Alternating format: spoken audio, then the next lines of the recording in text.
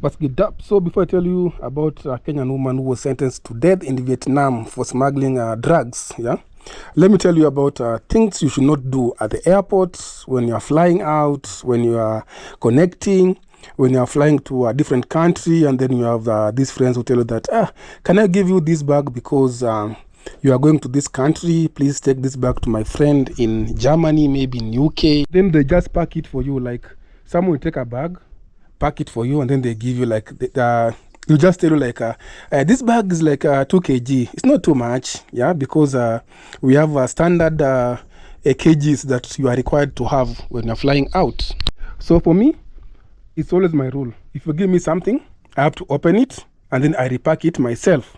If you're giving me like a Masai shoe or a Masai shuka, because it's always these like Kenyan stuff, like Masai sandals, Masai shuka, and maybe some other stuff. But if you give me like food stuff like unga, I cannot carry it. I'll tell you just I don't have space because I'm flying with this airline, and my luggage or kgs, they are limited.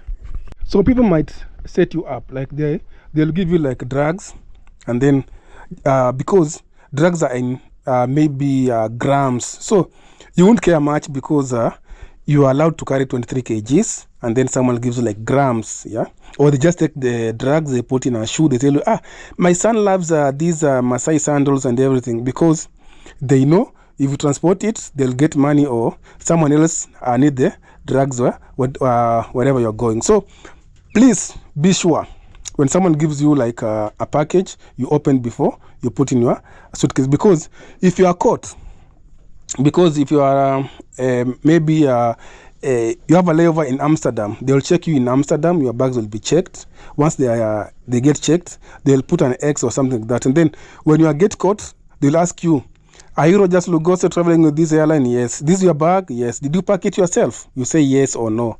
If you say no, you are very safe. At least you can say that it's someone else who did it. If you say yes, you are finished, because they'll open it, they'll search for drugs, they'll test. Once they test, you're going to be reliable. And then some other countries, they have like tough rules.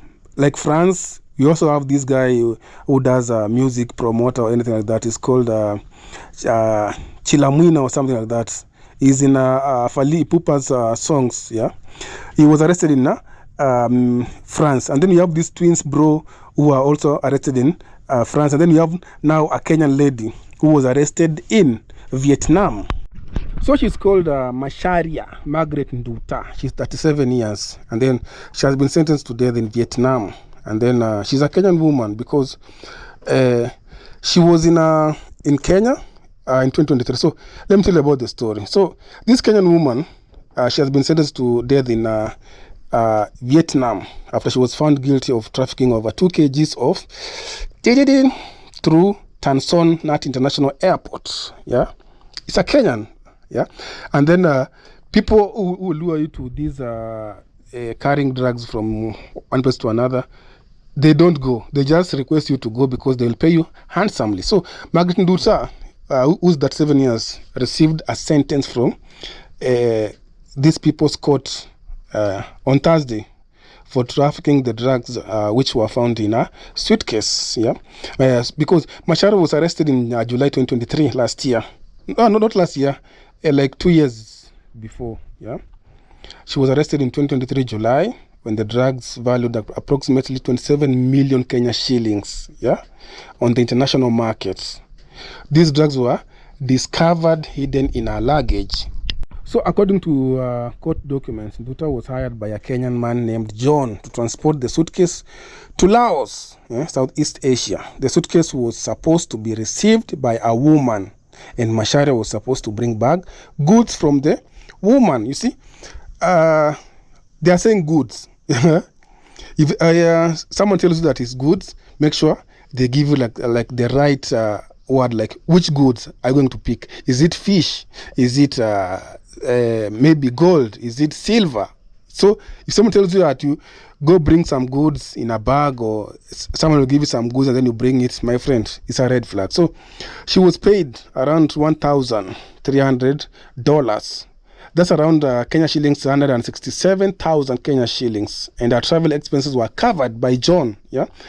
So Masharia's journey included transit through Addis Ababa in Ethiopia because she was using Ethiopian airline, and then from Ethiopia you have to go through Doha, Qatar, before reaching Ho Chi Minh City, yeah, in Vietnam on July 14th. So when you are connecting flights also, you have to consider that they'll be checking in every maybe airport. Like for me, when I was coming from Frankfurt to Kenya, I was checked twice, in Frankfurt and then in Egypt. Yeah.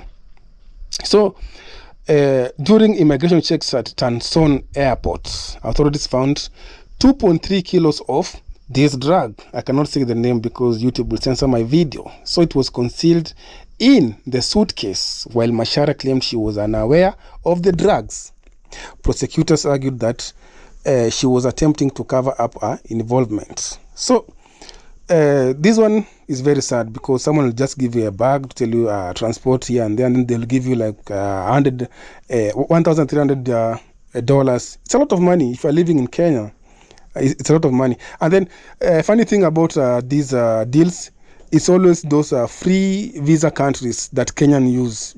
And very soon, I think they're going to stop giving us like a free visa. Like in Laos, I don't need a visa. Vietnam, I don't need a visa.